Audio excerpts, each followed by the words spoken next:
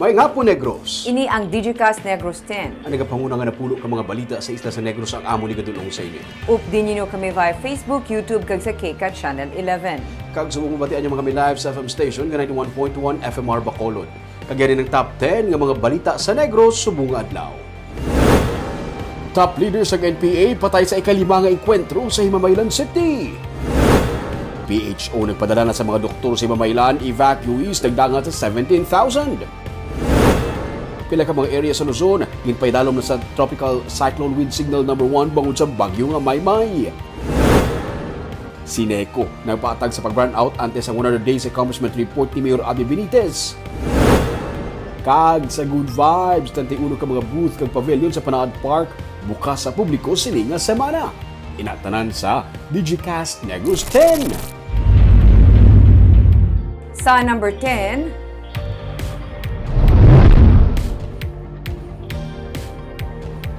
pila ka mga area sa Luzon ang ginpaidalom sa Tropical Cyclone Wind Signal No. 1 bangod sa bagyo Maymay. Ang sentro sa Tropical Depression Maymay yara sa 285 kilometers east sang Kasiguran Aurora nga may pangmadlos nga 55 kilometers per hour. Ginpaidalom sa Tropical Cyclone Wind Signal No. 1 ang Isabela, Quirino, Nueva Vizcaya, Aurora, Nueva Ecija, kag ang extreme northern portion sang Quezon, lakip na ang Polillo Islands.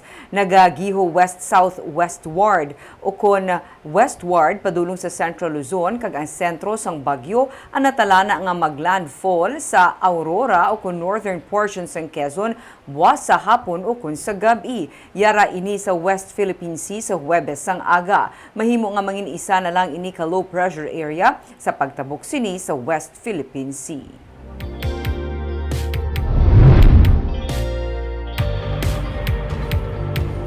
Sa number 9, pamuno sa Department of Trade and Industry sa Rio nagapanawagan sa mga konsumidor nga mangin vigilant inagudto mapangapinahan ang kinamatarong.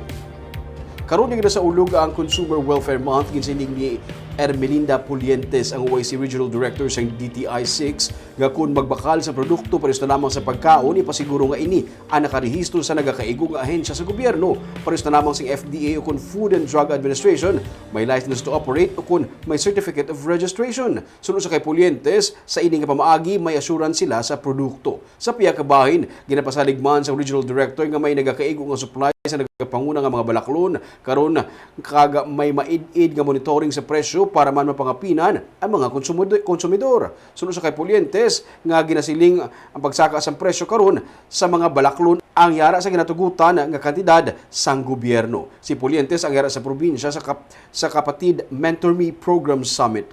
Ang KMME program, ang programa sa DTI kag Philippine Center for Entrepreneurship nga nagabulig sa pag-equip sa mga micro, small and medium enterprises o MSMEs sa ilang negosyo paagi sa lecture, coaching kag mentoring sessions. We assure you that there is stable, available supply, enough supply, and the prices are not really increasing unless we receive another suggested retail price directive from head office. Okay. So mean to say, ma'am, within siya sa kung may mga increases man nga na-monitor, within siya sa allowable. Yes.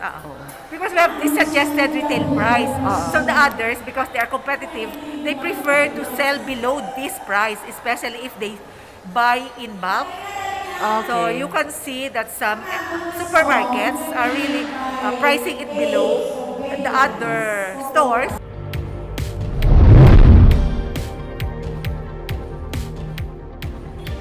Sa number 8, Benitez Administration plano nga mabutangan sang internet connection ang mga pampubliko nga eskwelahan sa Bacolod.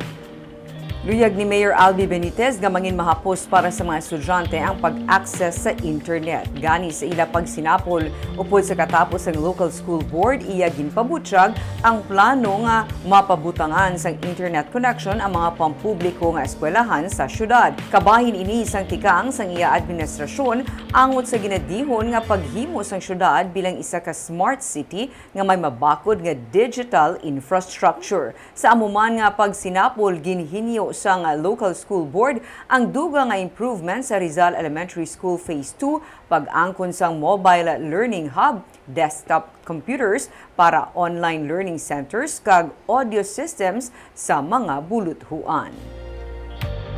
Sa number 7,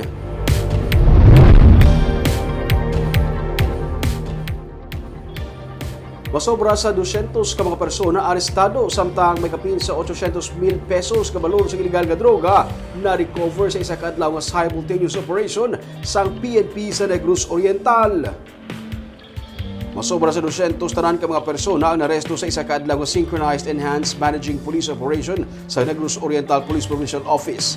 69 ka mga wanted persons ang ilang naresto kag siyam naman ka mga most wanted sa operation on wanted persons. Ano naman ang arestado kag malapit sa 800,000 pesos ka balor sa suspected shabu ang nakuha sa illegal drug operation. May 31 man ka mga naresto bangod sa illegal gambling. 30 ka firearms naman ang ilatalan nga na-confiscate sa loose firearms operations. 121 naman tanan ka mga persona ang ginakop bangod sang violation sang mga ordinansa.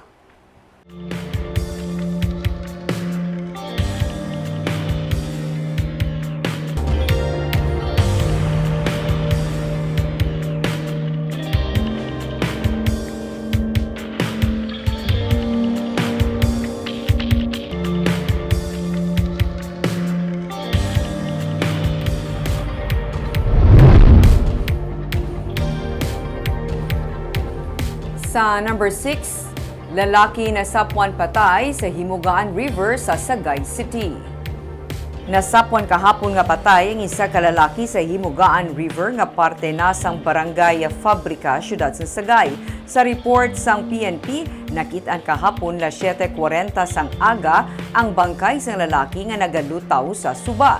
Kahapon man nag-claim na sang pamilya ang biktima kag ila ginsiling nga may diferensya ini sa pamensaron kag masami nagalagaw suno sa PNP. Mahimo na lumos suno sa pulis ang biktima. Ginahulat pa karon ang ginpatigayan nga post-mortem examination sa bangkay.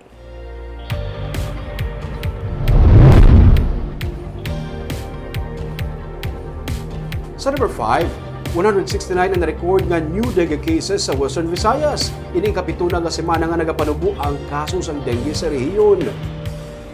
Sa report sa Department of Health, ang Negros Occidental ang may 64 ka mga new dengue cases sa September 25 to October 1 nga semana ug Morbidity Week 39. Ang probinsya ang may pinakamataas nga dengue cases nga na-record sa among nga semana. Nagasunod naman ang Negros Occidental, sa Negros Occidental ang Iloilo Province nga may 30 ka new dengue cases kag ikatlo ang Capiz nga may 26 new dengue cases. Samtang ang Bacolod City naman may 12 ka mga new dengue cases nga na-report sa among nga semana.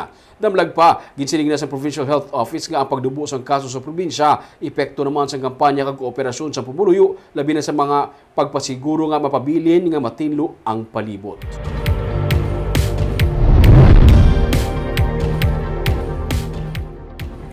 Sa number 4, pruning kag declogging operation ginapatigayon sang DRRMO karon ni ginapaabot ang maulanon nga Mascara Festival sa Bacolod.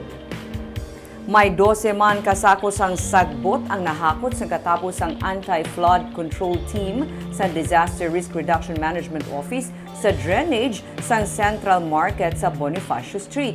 Ginsugdan sang DRRMO ang pag-utod sa mga sanga sang kahoy sa mga eskwelahan nga sarang magkatugas sang disgrasya. Sino kay Eunice Shokon, ang pamuno sang Research and Planning Section sang DRRMO, kabahin lamang ini sang pagpanghanda sang syudad, ilabi na karon nga ginapaabot ang maulanon nga semana samtang ginasaulog ang Mascara Festival. Masako man karon ang anti-flood mitigation measures sang syudad kasubong sang construction kag repair sang drainage system sa 22 ka mga identified flood-prone areas sa Bacolod.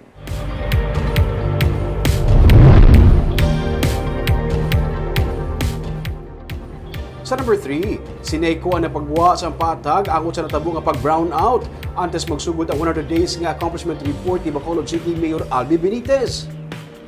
Temporaryo man nga na-delay ang 100 days accomplishment report ni Mayor Albi Benitez ay naglutad ang brown out sang Sabado sang gabi. Ang pamunuan sa Central Negros Electric Cooperative kung sineko ang nagpatag naman sa alkalde nga ang brown out ang tugas sang transient fault sa distribution line sa Burgos Substation Feeder 1. Sa sulat ni Acting General Manager Ervin Stan Leuticar sa alkalde, iya ginsilinga masami nagaluntad ang automatic power shift off kung may line disturbances kasubong sang short circuit. Agud man mapangapinan ang mga load apparatus o mga appliances.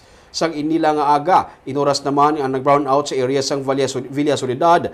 Sang ginislan sang lineman sang Sineco ang tatlo ka mga nagahilay nga mga poste nga nagaangot sa linya sang Burgos Feeder 3. Ginislan naman sang Sineco, maintenance team ang nagahilay nga poste sa dalan Katuslaw nga malapit lang sa 888 Chinatown Square Mall. Sa number 2,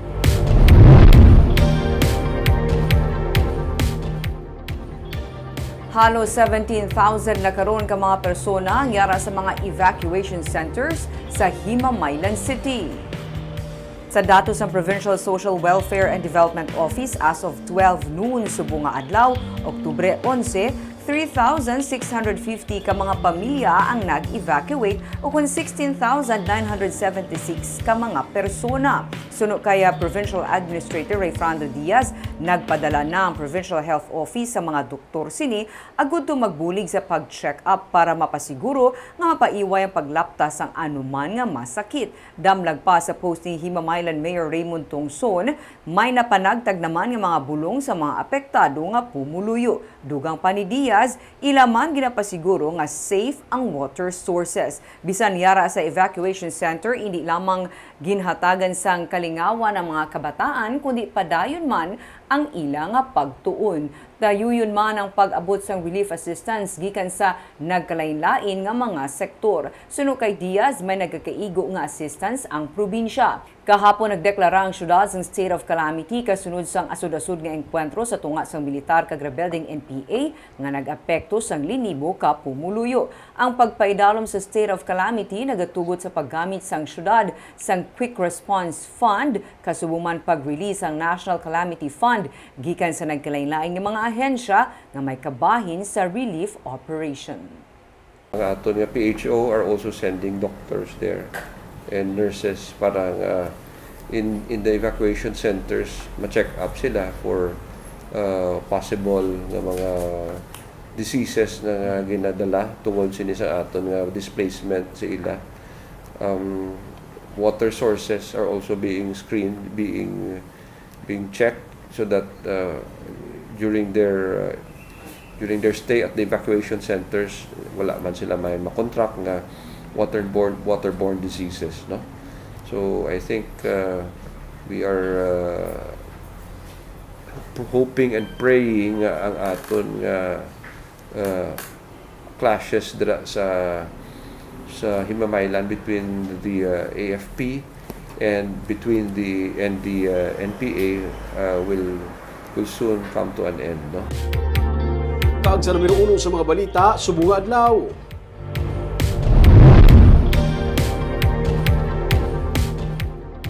Top NPA leader nga si Juanito Magbanwa ang patay sa isa na naman kaengkwentro nga nagluntad sa Himamaylan City sa tunga sang NPA kag Philippine Army. NPA napagawa sang statement nga hindi encounter kundi isa ka kaso sang murder ang natabo. May report si Marcian Muyko.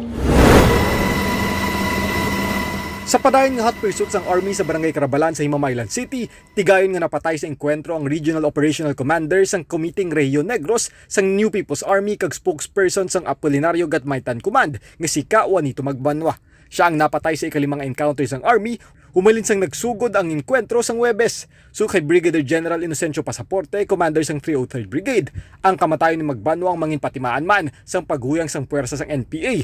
Ilabi na sa ilang kalakasan mangod si Kawaning, ang isa sa mga lideres nga ginakadlokan man sa mga pumuluyo sa bukid. We expect mga medyo madako-dako na yung buhin, especially sa extortion nila tungkol ang ginadala ni Kawaning ini is intimidation ang terror na ginadala niya.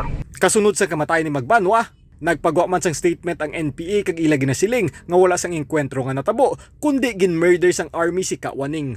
Sandig sa statement sang rebelde nga grupo, 4 lang kalupok ang nabatian kag gilibion sa kabataan kag wala man sang tropa sang NPA sa lugar kung sa di nagatiner si Magbanwa. Gani sila nagasiling nga wala sang engkwentro nga natabo.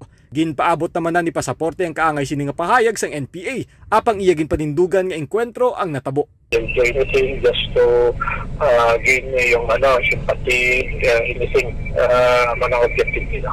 Ang rebelde nga grupo sa karon ang nagasiling nga silang maghatag sang hustisya sa pagpatay kay ka Juanito kag iban pa nga mga nabiktima sa enkwentro. Sang Sabado duha naman ang napatay sa bahin sang army kag anom ang pilason. Martian Muico para sa Digicast Negros.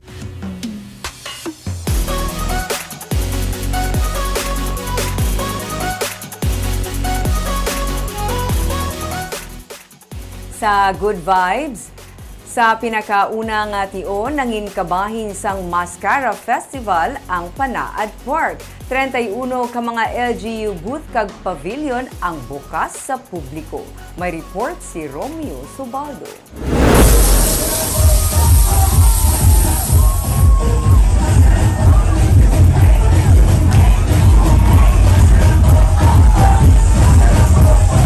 No production numbers isa ka variety show ang buwa sa performance sa mga festival dancers sa nagkanilaing ng mga LGU. Naging sa uta ng Smile Again nga theme song sa Mascara Festival 2022. Ini sa pagbukas sa Mascara sa Panaad sang kahapon. Nasaksihan ang nagkanilaing mga festival dances sa mga banwa kag syudad.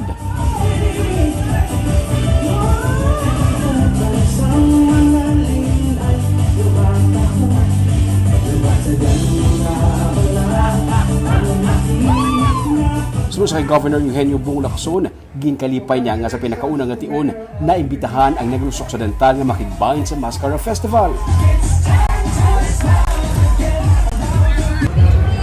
Today's Mascara sa Panaad is a groundbreaking event.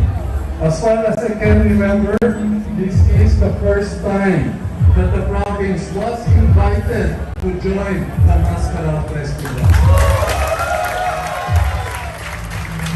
And we are just happy to be a part of the biggest and most awaited Mascara Festival in years. Present ang mga opisyal, tiglawas kag tourism officers sang 31 tanan ka mga banwa kag syudad sa Negros Occidental para ipakita ang ilang suporta sa kapistahan sa Bacolod. Kaya nagpasalamat si Bacolod City Mayor Adi Benitez kag ginadihon na sa karon ng isa ka ordinansa nga himuon ang Panaad Park nga parte na sa Mascara celebration. Our SP Committee Chair, Councilor Jason Villarosa, has proposed to bring an ordinance inviting the province in the Mascara Festival for every year thereafter. Nagbukas man ang tanan nga mga booth kag pavilion sa tanan-tanan nga mga banwa kag syudad kundi pwede makabakal sang mga delicacy kag mga produkto sa tanan nga mga LGU. Hindi na kinahanglan magbiyahe pareho kay initanan sarang makita kag mabakal sa isa lang ka venue, ang Panaad Park. Kada gabi, may mga programa nga gina-sponsor sa kada distrito para maghatag kalingawan sa mga bisita. Tubtub lamang ini sa Domingo, Oktubre 16, nga bukas ang Panaad Park.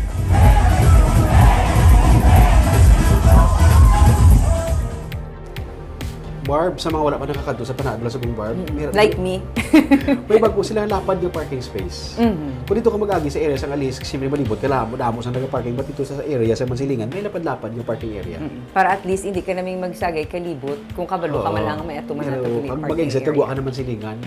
Kag ming grabe do makahilidlaw no nga Yeah, inak sa kadugay nga tion wala ka nakakita sang kasubo nga mga festival. Kag music sang Panaad ba lang nga theme song, doon ka pagpati mo lang, dugay-dugay na kung wala ka bati. Kaagapit yung mga balita sa Negros Subong Adlaw. Kay man sa panahon karon importante nga may ihibalo ka sa nagkakatabo sa imo nga palibot. Kung dapat balansa kag eksakto ang mga impormasyon. Padayon kami nga magapangalagad sa Negrosanon. Ako si Barbara Vijares. Tubtub sa buwas, ako naman si Romeo Subaldo, mayong hapon.